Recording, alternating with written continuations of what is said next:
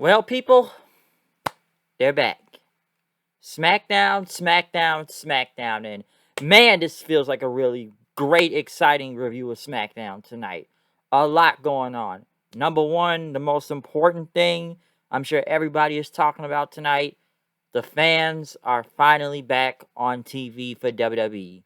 So, yes, Houston, Texas, a sold out Toyota Center, crowd, massive, huge amounts of energy tonight. Mostly excited throughout the entire show.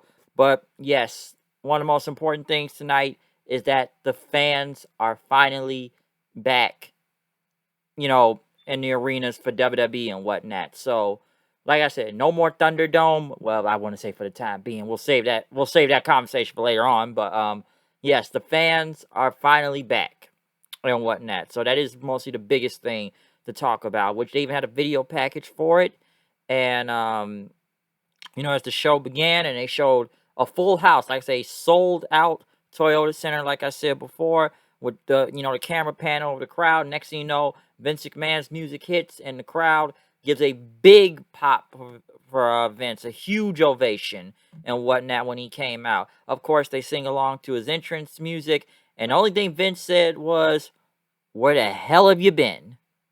And then he walked off. That was it. A man of few words. Well, not usually, but in this case, a man of few words. He got what he wanted to say. He left, and we continue the show from there. Because I guess they was like, you don't want to see me out here all night, so you know what you came for, and we're gonna give it to you. So, the minute he said that, crowd just gave him a bigger pop just for saying that. So yeah, where the hell have you been? And now the fans are finally back in the building. But we do kick it off though. Roman Reigns, which he had a huge ovation. I know it's been a lot of cheers and a lot of boos, so he wasn't massively booed, but fans were still cheering for him. So obviously people still like this gimmick he's in right now, like mostly just being a top heel, the tribal chief and whatnot. But he wasn't booed that loudly. He had some cheers and boos at the same time, so it's a mixed reaction. Of course, he had the Usos with him. Rey Mysterio and Dominic came out then. Had a good, decent pop out there. Dominic, this is his first time wrestling actually in front of fans because mostly it's been through the Performance Center and the Thunderdome. This is now the first actual time you will see Dominic wrestle in front of people. Edge, who got a mega pop when he came out there. Like I said, you're just soaking in just the reactions from the fans and whatnot, just saying, give it to me, and just doing his entrance with the pyro. That was just great to see again. So yes, Edge getting a huge pop when he came out there with a six-man tag to kick off this show, which I gotta say the crowd was invested through. Like I said, like the first half of the show, I feel like this was when the crowd was at its loudest. Okay, because it was Edge, Rey, and Dominic versus Roman and the Usos. A good way to kick it off. The show, whatnot, a good tag match and everything. Usos end up getting the win. Jay rolling up Ray because they do face Ray and Dominic this Sunday for the tag team titles at Money in the Bank. But right after the Usos started attacking both Ray and Dominic, then Edge speared Roman outside. Edge got a chair. Fans went crazy, and as Edge hit the Usos with the chair, then Roman came with the Superman punch. Roman broke off a piece of the chair, but Edge ended up spearing him again, and then he used that metal piece of the chair, and once again put him in a crossface as Roman tapped out. The fans popped for that and whatnot. As Edge, ended up holding the title over his head then, before going to commercial. So, like I said, very good match to kick off the show. Very entertaining. Just a strong opener in general. Okay, and Edge, I guess, getting any type of final hype before Money in the Bank. Do I think he will beat Roman? Not really. I would want to, but I don't think that's really gonna happen and whatnot. But they kind of give it in a way. They kind of someone almost giving it that he may win, but I don't. I'm not really sure and whatnot. But yeah, just the overall great way to open the show. So, like I said, it was very enjoyable, and like I said, mostly pushes the final hype before Money in the Bank. Edge and the Mysterios will walk in the back. Then, as Edge talked about how he made Reigns tap like a bitch out there, and this match is going to be easy and everything. I'm going to beat Reigns as his own game, and he will finally get the Universal title. As Seth Rollins laughed in the back then. And listen, man, Reigns may be the most self-absorbed megalomaniac I've ever met. All right. But Reigns gonna have your number this Sunday, Edge, as he said. And at Money in the Bank, he's gonna, win, and he's gonna finish the job. What he should have done, 7 years ago with the whole John, I'm gonna break his neck, John. John, I'm gonna break the neck. I'm gonna break his neck, John. He's gonna pull the trigger and whatnot. So he basically wished Edge good luck before walking away. Next thing you know, Sami Zayn came out and basically say it's a conspiracy to why he's not in the Money in the Bank match and why is he excluded, and that the fans are mostly the conspiracy against him and whatnot. So he knows who's against him, and it needs to be justice for Sammy. Okay, justice for Sammy. But Sammy basically went on to say, he's surprised the Yeehaws in Texas are not on my side and whatnot. But I don't need the fans. I need justice. Okay, and if there was any justice and whatnot, they need to give me the Money in the Bank contract right now. But next thing you know, Finn Balor finally returning to the main roster on SmackDown. Now, I'm sure people are already questioning it because, A, nobody doesn't want to see smiling Finn again, which he did kind of smile out there. And when he did his entrance, he didn't do his gun sign and whatnot, too. So, Finn Balor getting a huge pop and whatnot coming out there, like I said, fresh off of NXT. Like I said, after a very dominant run as NXT champion down there, Finn Balor back on SmackDown, having the blue, basically took Sami Zayn down. He hit him with the shotgun drop kick and then the coup de grace, before the segment ended. So, yeah, Balor, big return for him.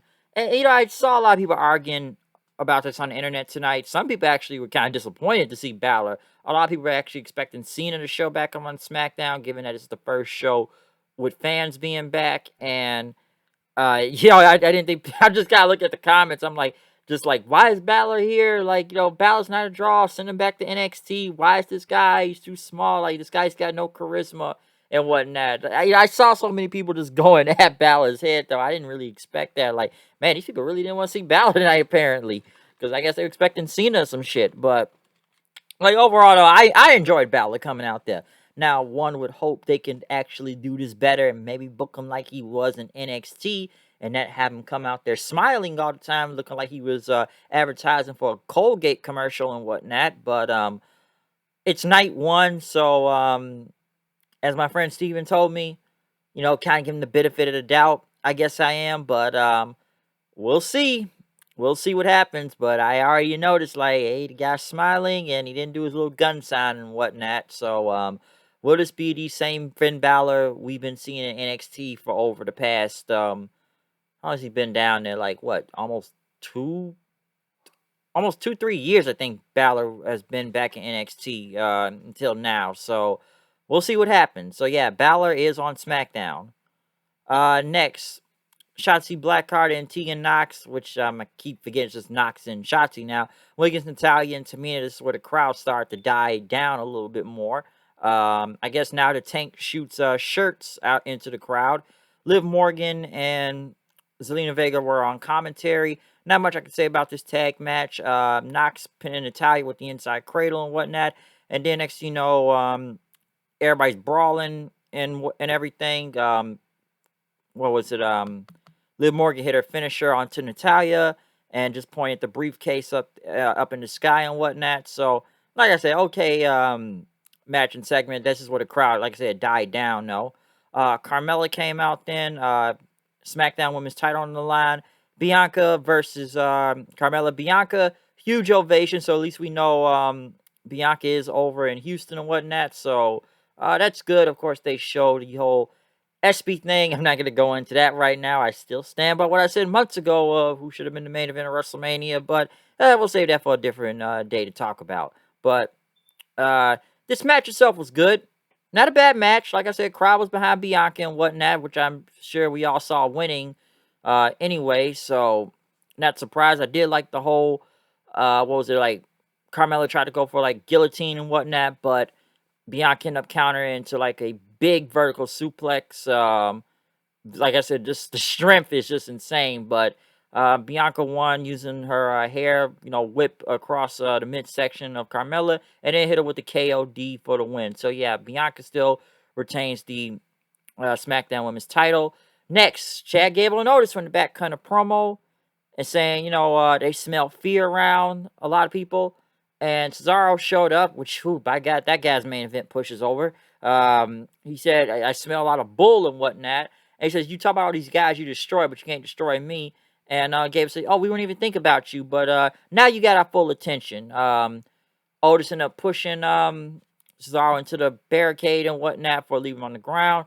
Of course, Tony Storm will be debuting next week, so they at least had a video package for that too. So we'll see how that goes. Hopefully, Tony Storm is booked a little bit better here because she didn't have the best booking NXT coming back over there. They just kind of didn't really do much with her, if you ask me.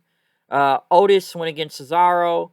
DQ finish. This is a fresh build, so I guess like my co-host said, he got it right. It was gonna be a DQ. They don't want either guy losing right now. But yeah, Cesaro was setting up for the swing, about to get a big pop, but Otis ended up taking him down and hit him with a Vader bomb and whatnot. So yeah, Otis getting upper hand over Cesaro right here. Paul Heyman was in the back, talking about how Edge has sinned against the tribal chief, and now his sins are going to be beaten out of him Sunday, and it's not a prediction, until Big E showed up, introducing himself, and he says, Edge got your number, man. He's got a hold of Reigns, man. He's got a hold of Reigns. Could this set up for a feud? I don't know. Baron Corbin came out, who looked more disheveled and depressed and sad, and he said he's lost his investments, his savings, the bank's threatening to take his home. Fans, of course, do what chants and whatnot, and that, his daughter, his 2-year-old daughter, has to eat spaghetti out of a can instead of Wagyu beef, and that the maids had to fire them all because they're not cleaning his house, and that his family has got to move back into his wife's parents' house. And listen, he started a Corbin Fund Me page, okay? You need to help this man right now. He needs to get to a target of $100,000 and whatnot if he wants to make it. And he's begging on the fans on his knees for help until Kevin Owens came out. And then he looked at Kevin Owens basically like, listen, man, you're an influence in the locker room. They'll fall in line. They'll listen to you and whatnot, okay? And listen, we know you got money too. We know you don't have spend enough money to buy a decent wardrobe, but we know you got money. And then Owens ended up stunning him then. So this new Corbin right now, it's better than the King Corbin, I will say that. It's working, this whole happy Corbin or whatever it is of trying to make him look like a sad piece of shit. And I guess the fans are supposed to have sympathy for him, but the wardrobe line was pretty funny on Kevin Owens and whatnot. But at least he's really separated himself away from the King thing, because that went on forever and it just sucked to high heaven after a while. So this thing right here is working. But after Big E came out, Rick Boogs comes out with Shinsuke Nakamura. Of course, they do the big entrance and whatnot, which was good. But yeah, Fatal 4-Way, Seth Rollins, Big E, Owens, and Nakamura, which this match only lasted like, 9-8 minutes, if I'm not mistaken. Especially after the last commercial, it was only like 9 or 10 minutes left in the show. Because everybody just jumps out the ring in the beginning. I saw Big E land on his head. And, one thing they said, and I'm gonna mention that in the end, when regards to SmackDown next week, but basically Owens, he did this big elbow off the ladder, which even knocked the cameraman down, that he looked like he was killed, and he landed on Nakamura. Brutal stuff, just popped the crowd big time. Rollins ended up hitting the curb stomp on the Big E onto the ladder and whatnot as Rollins won the match, and he climbed up the ladder holding the Money in the Bank briefcases and whatnot. So obviously I don't think Rollins is winning this Sunday. My money is on Big E to win Money in the Bank, so I'm calling that right now. That's what I'm going to expect to happen, but hey, we'll see and whatnot. But yeah, that's what I'm going to see. But overall, this episode of SmackDown, like I said, the biggest thing to talk about is that the fans are finally back. And it's going to be kind of crazy next week because SmackDown, they're going to be doing matches from wherever they're supposed to be next week. I think it's in Cleveland. But they're doing matches from the Rolling Loud Hip Hop Festival. So I don't know why they're doing that. I'm like, wait, they're doing it from... So you're going to be doing SmackDown matches at Rolling Loud. Okay, I don't know how that's going to go, but hopefully we see something good on there. But yeah, we're going to do SmackDown from 2 different places apparently next week. But overall, like I said, strong episode of SmackDown. They had to put as much as they could out here to make SmackDown look big tonight. Which, let me also say, I forgot to talk about the stage at the beginning. It's just a giant big screen. So the stage looks good. Nothing too special, but it looks good. It's just a giant big screen and whatnot. But, overall, just from the opening match, to the Fatal 4-Way in the end, to, Finn Balor returning to SmackDown. Like I said, it had its high points. The Corbin thing is working. I feel like the show fell off near the second hour a little once the women's tag match came on. But yeah, overall, this was a strong show. Like I said, with the fans though being back, I know everything looks good right now and everybody's excited and whatnot. But I'm sure everyone's gonna say, how long will this keep up until we go back to the usual fans probably sitting on their hands, not giving a fuck again, depending how bad the show is. But hey, I'm not gonna jump to conclusions right now. Then again, I'm sure people are already wondering, like, let's hope the fans are still gonna be here and whatnot, and we don't. Some say we don't have to go back to the Thunderdome, but you already heard me speak on that before or whatnot. Depending on that Delta shit out there, we'll see. Cause, like I said, I'm not gonna go into that, but hopefully the fans are gonna be sticking around for a while and the virus doesn't get bad again. Cause shit looking low key a little bit heavy right now, but hey, do your own research, I guess. I'm just going to say that to people. But, like I said, overall, big episode of SmackDown.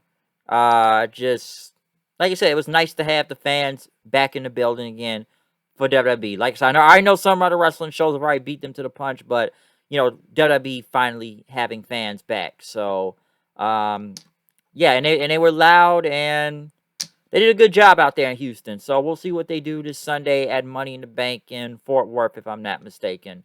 But yeah, comment, subscribe, follow me on Twitter at HoodedKnight890. Tell me what do you think about the first episode of SmackDown with the fans being back in attendance and whatnot. So yeah, tell me what you think.